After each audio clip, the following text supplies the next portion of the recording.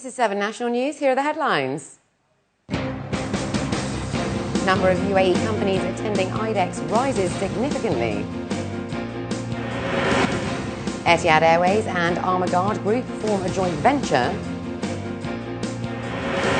And Indian Embassy urges registration.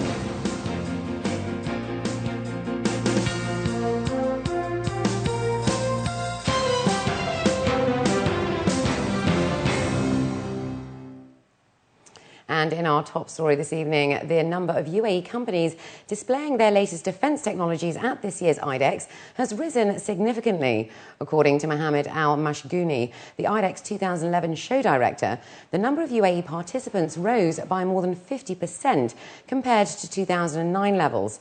169 UAE companies from across the Emirates have put their work on display, many of them first-timers to the event. Local companies exhibiting at this week's exhibition include Towazun subsidiaries, Carousel and NIMR, as well as Yasat and Binat, of which are part of Mubadala. The 10th International Defence Exhibition and Conference is in its third day, and the exhibited technologies are becoming a major force in the local and global defence industry.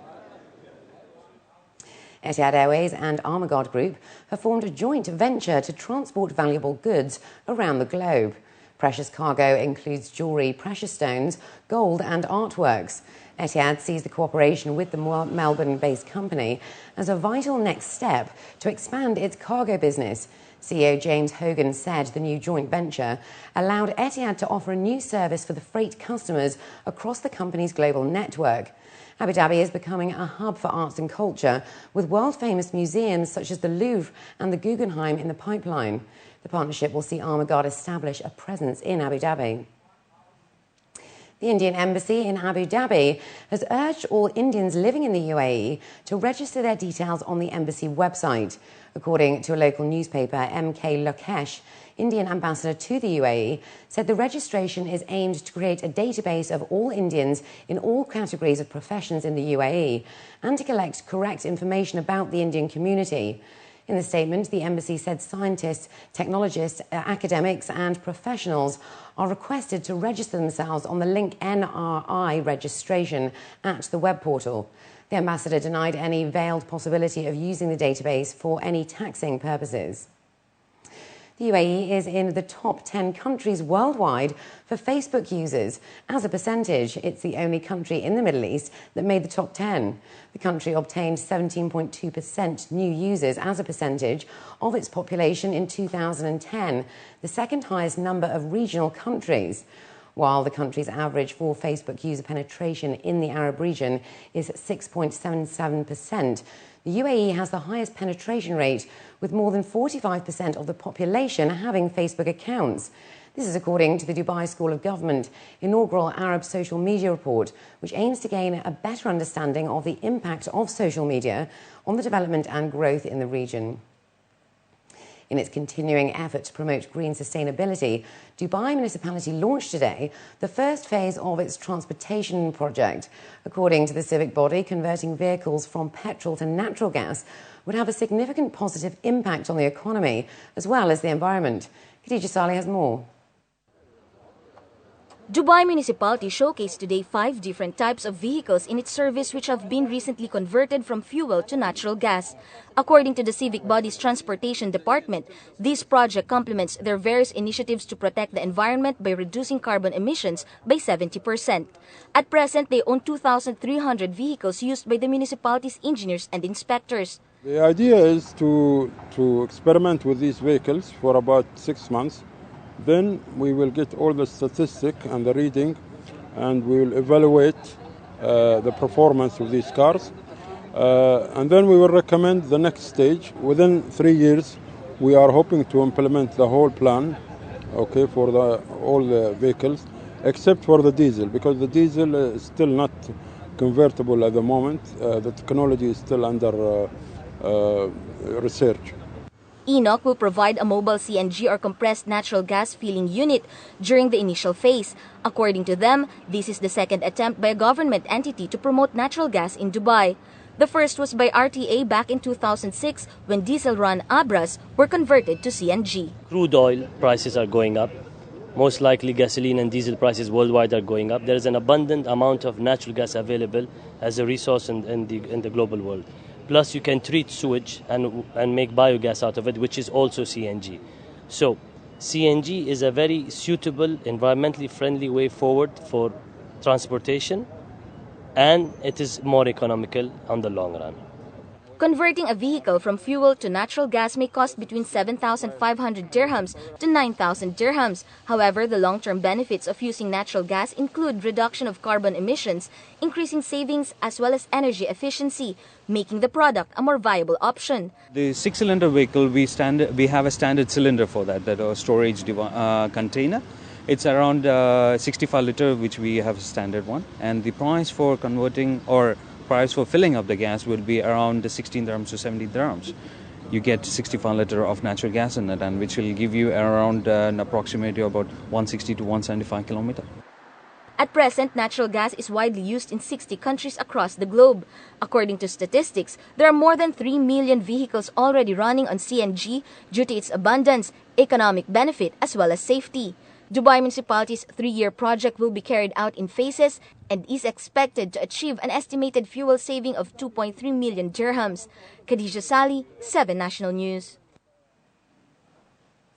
3 women were killed instantly and 7 others were injured, all belonging to the same family in a tragic accident in Abu Dhabi's Al Gharbia on Saturday. According to the Abu Dhabi Traffic and Patrols Department, the accident happened on Liwa Road towards Madinat Zayed in Al Gharbia. The vehicle, believed to be a minivan carrying an entire Arab family, overturned after one of its tyres burst. The women, aged 16, 37 and 64, died on the spot, while the 7 family members driving in the vehicle were rushed to Sheikh Khalifa Hospital in the region. Major Motion Bak Heath Al-Minhali, director of Al Gharbia Traffic Department, has advised motorists to check their vehicle tyres before heading for long drives and always replace them when they get old. The Knowledge and Human Development Authority have published the latest results of inspections in Indian and Pakistani schools in Dubai. They grade educational standards and highlight areas of developments in schools which affect over 62,000 students in Dubai. So Richards reports.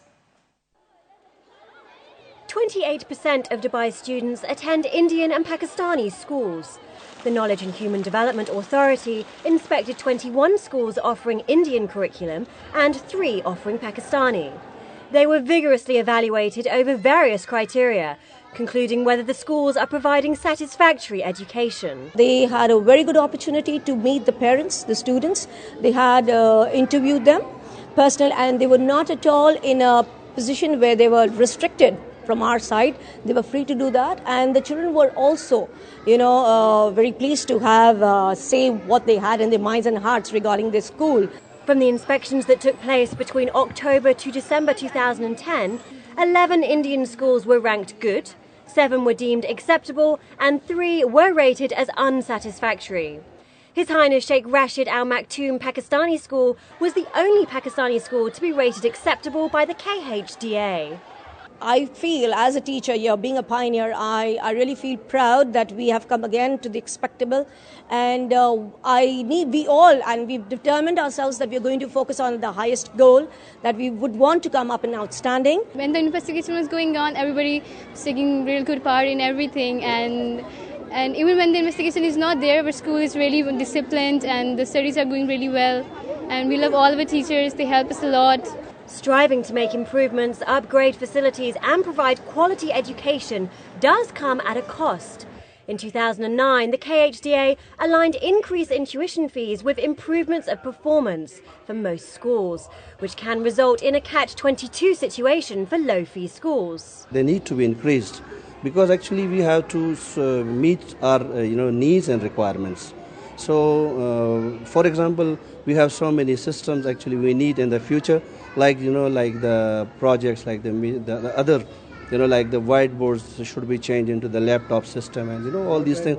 So definitely we need. With 1,313 students, 60 teachers, 42 classrooms, and subjects ranging from English to Pakistani social studies, currently fees in this institution are between 200 and 400 dirhams per month. Having not increased fees in the last 2 years, they work to maintain a balance of further improvements and increased ratings, but on a low budget. The extensive annual report provides an overview of the Indian and Pakistani education. Although none of the schools were rated as outstanding, the inspectors did deem that most schools had made improvements. Those that were rated poorly will be put on specific action plans to improve, and those with a higher rating will be visited less frequently by the inspectors. Zoe Richards, 7 National News.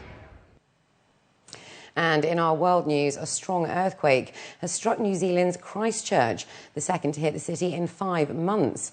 The 6.3 magnitude quake toppled buildings, trapping people in the country's second largest city. New Zealand Prime Minister John Key says the death toll has risen to at least 65, with more casualties expected as desperate rescuers pick through the rubble to find people trapped in toppled buildings. The quake struck at lunchtime when the streets and shops were packed with people and offices were still occupied. A very populated time with people at work, children at school. Sadly, I cannot rule out whether there have been fatalities or not, but we are aware of significant damage to buildings that had people in them at the time. And hundreds of people fled villages from around a central Philippine volcano that spewed burning ashes on Monday morning. Disaster officials have imposed a 4-kilometre danger zone around the crater. Mount Bulasan, one of the most active volcanoes in the archipelago, blasted a 2-kilometre high ash column that covered several villages in 2 towns in the central Sorsogon province, forcing people to evacuate. The Philippines Army sent trucks to move around 2,000 people in the towns of Irisin and Juban to evacuation centres. Soldiers are patrolling the 4-kilometre danger zone to stop people from returning to their homes and farms until authorities deem it safe to return. And later on, we visit the Sharjah's Marriott Art Centre. But up next, Linda Berenger has the day's business news.